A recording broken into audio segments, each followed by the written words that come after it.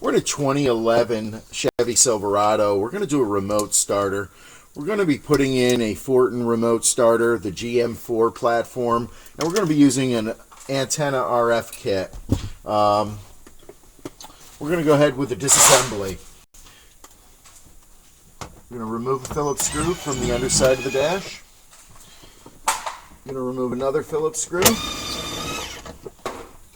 We're also going to remove a 10mm screw from the underside of the dash.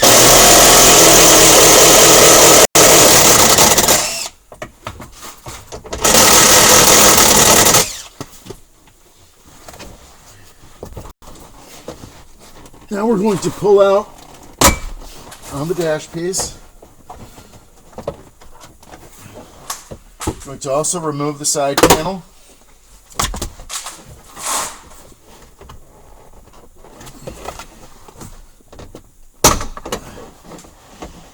Problem with this guy has a stripped screw stuck in the back here. Okay, this will expose the underside of the dash and give us a lot of working room. You can also do this job just removing the steering wheel cover, but taking it apart to give us more room to actually work here. We're going to go ahead and we're going to pop out the tilt lever. There's no screws in the column plastic. I'm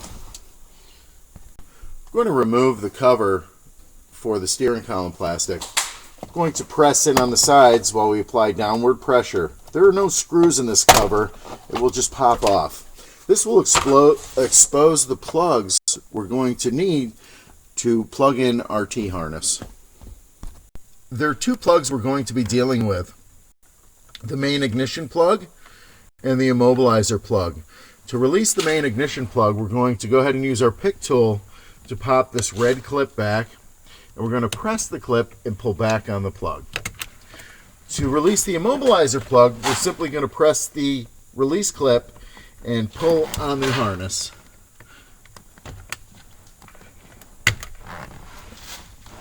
These are the two plugs required to do the job. Okay, we're going to take our T-harness and we're going to plug in our ignition plug into the main ignition.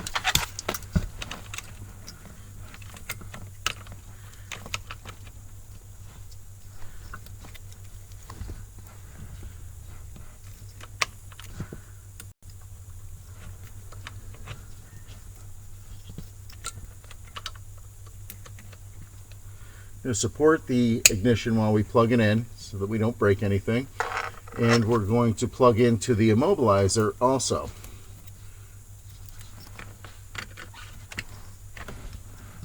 Now we're going to plug the vehicle ignition plug into the T-harness, and we're going to plug the immobilizer plug into the T-harness. At this point, the installation is complete except for the parking lights. We're going to go ahead and we're going to advance to programming. We're going to remove all the plugs from the Evo wall to begin programming. There's a programming button located on the Evo wall. We're going to press and hold the program button down while we plug in the 4-pin data plug to the unit. There are 3 LEDs. There's a blue, a yellow, and a red. As soon as the blue light pops on, we're going to release the program button. So we're holding the program button now, and we're plugging in the 4-pin. We've released on blue. We're going to plug the remaining plugs into the Evo, starting with the 20-pin. Going to plug the white plug in, and we're going to plug the red plug in. At this point, we can place the key in the ignition and turn the ignition to the on position or the run position. The blue light will turn off. It will come back on and flash. We will press the program button one time and let it up, and we will get a yellow and red alternating light. We're going to now shut the key off and remove it from the ignition. We're going to disconnect the EVO all, starting with the 20-pin plug, the white plug, the red plug, and then we're going to remove the power. With the GM4 platform, we must place the module on the computer and run the decryptor process. The job cannot be completed without a Flashlink Programmer. The programming of the FORTIN EVO All will be completed using the Flashlink Programmer and FORTIN's decryptor process. The Flashlink Manager is installed on this computer and the module is plugged into the programmer. We're going to select the decryptor option.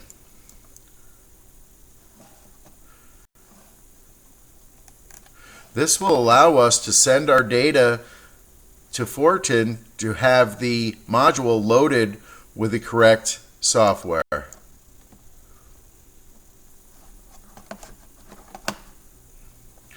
We're going to select the automatically update EVO all when ready option. We will be displayed an ETA of when the module will be completely programmed. Sometimes it's faster than the ETA. Since we've selected the automatic update, the module will be updated automatically.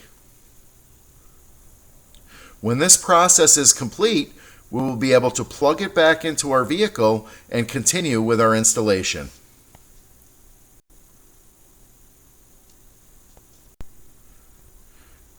The process is complete. We are ready to reinstall the module in the vehicle. To finish the standalone installation without the optional parking light connection, we're going to go ahead and we're going to plug in the module into the 4-pin data plug. Now we're going to plug our 20-pin plug in. We're going to plug our white plug in, and we're going to plug in our red plug. We'll now be able to start the vehicle from the OEM remote by locking the doors 3 times.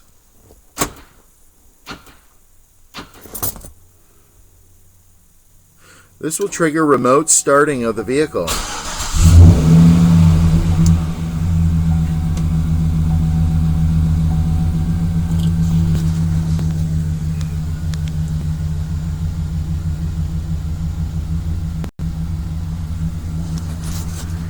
Now we're going to go ahead and we're going to turn the vehicle off by pressing the lock button 3 times again.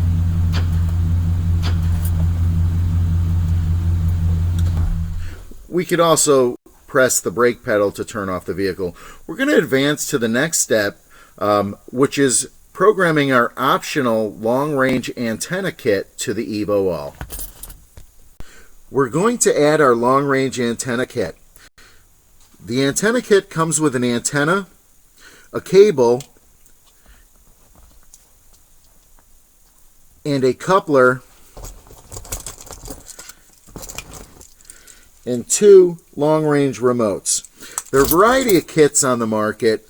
This will come with Crime Stopper, Revo, 5-button remotes. To begin the installation, we're going to go ahead and we're going to make sure the antenna is plugged into the cable on the single end. The end of the cable with 2 ends, there's an end with a clip and there's an end without a clip. We're going to plug our coupler into the end with a clip. We're going to make sure it locks in. We're going to locate our data cable on our EVO all, the data cable with a clip, and we're going to plug into the coupler on the other side. And we're going to make sure it locks in firmly. Now we're going to remove the 4-pin plug from the EVO all. We're going to press and hold the program button down while reinserting the 4-pin. We're going to let the lights cycle through until the red and the blue LED are lit. When they're lit, we're going to let up on the program button. Now we're going to press and hold the program button again. The 2 lights are going to go out and then they're going to come back on.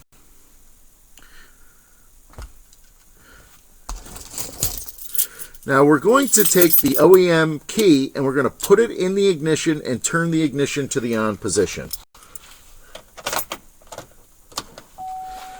At this point, the yellow light's going to come on, and we're going to press the lock button on the remote until the blue and the red LED blink. This is acknowledgement that the Evo has accepted the remotes. We're now going to shut the key off. The Evo is going to exit the programming procedure, and we will be able to operate our vehicle from the long-range remote.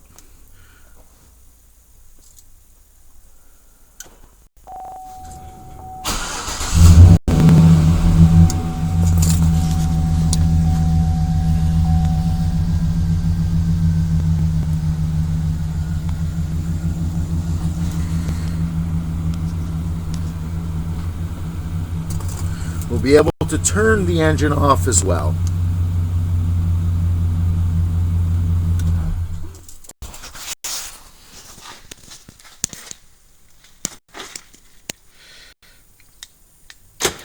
Locking and unlocking of the vehicle is also controlled by our 5-button remote.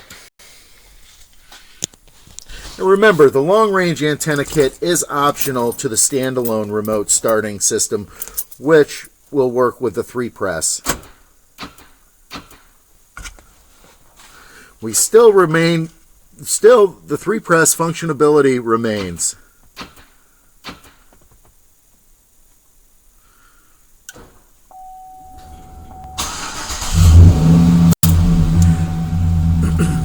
Now we're going to shut off the engine by holding the brake pedal.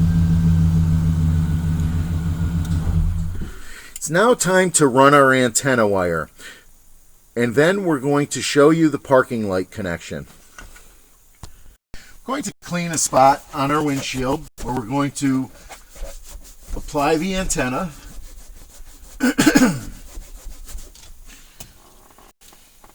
It is okay to unplug the cable from the coupler while we're doing this. I'm going to peel the protective cover off of the 2-sided tape. I'm going to position the antenna about 1 inch down from the headliner and stick it to the window. At this point, we're going to put our fingers up underneath the headliner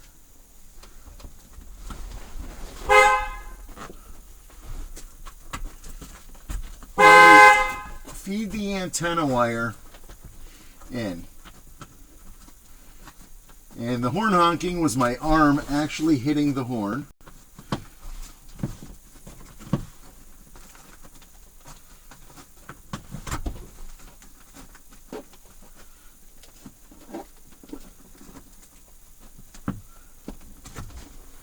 Okay, we're going to work the antenna over to the A-pillar of the vehicle.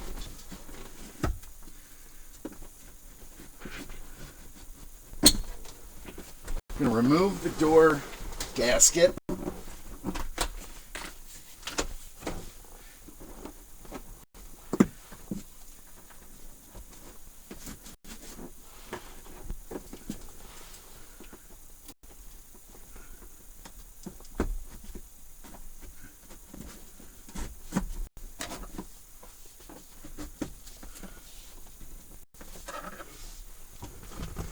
We're now going to run the antenna down the A-pillar while reinstalling the door gasket.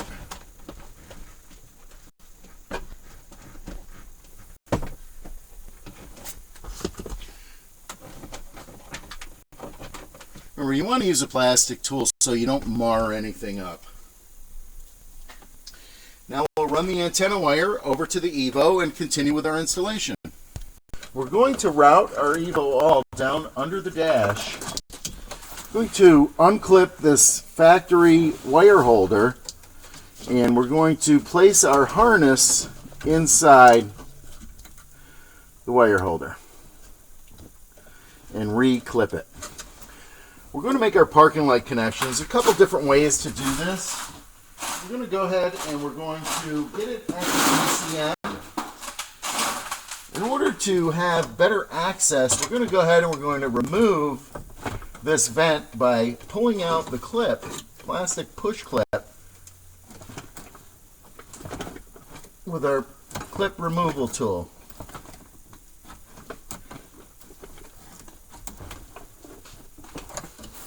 These clips can be hard to get out.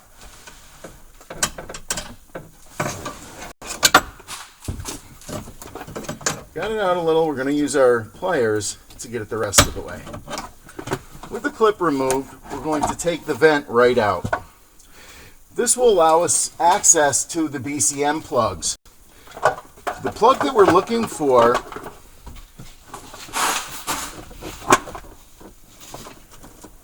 is the brown plug, and it is the third plug up. On this harness, there's a dark blue wire that we're going to use to get the parking lights.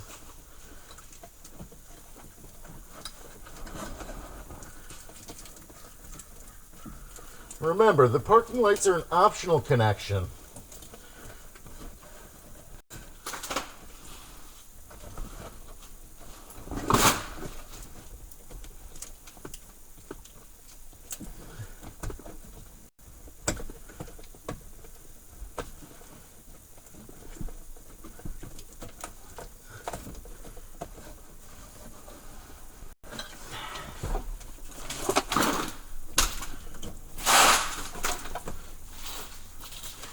Okay, we've removed the brown plug from the BCM, and we're going to go ahead and we're going to identify our parking light wire. We've removed the brown plug from the BCM, and we've located our parking light wire. It is the dark blue wire in the corner pin of this plug. We're going to go ahead and we're going to apply a negative signal to it to verify that it is the correct wire. When we apply a negative signal, the parking lights will turn on. We've now verified that this is the correct wire. We're going to apply a 3M T-tap to the wire.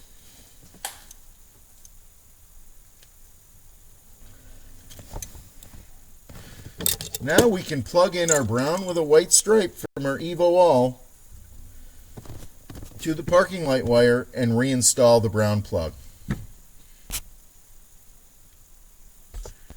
One of the things that I do when I'm doing this installation is I try to get these plugs back here so that the steering column cover goes on easy. So I'm going to go ahead and I'm going to cut the zip tie for the cables to the ignition.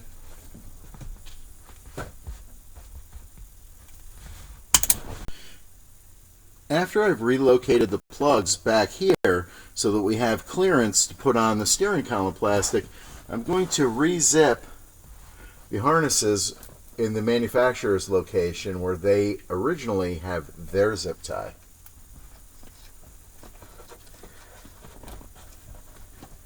Keeping the clock timer harness on the bottom.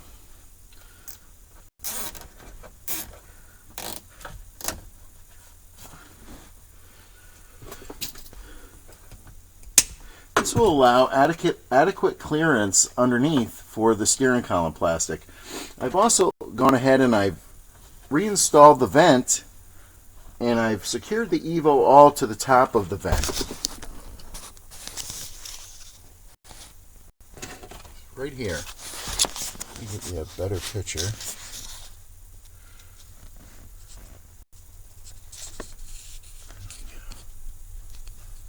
And we're ready to reassemble this vehicle. Okay, we're outside with our 2011 Chevy Silverado. We've just installed our remote starting system. It's going to give you a little visual around of what we're dealing with. Very cold. Very cold. This is the reason you need a remote starter. For days like today. Okay, I'm going to show you how to use it. To lock the doors, press the lock button. The doors will lock. To unlock the doors, press the unlock button. All the doors will unlock. To start the vehicle, press and hold the button with the key.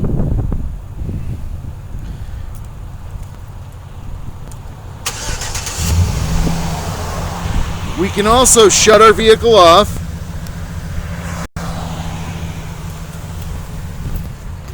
And we still retain the capability of starting the vehicle with the OEM remote by locking the doors 3 times.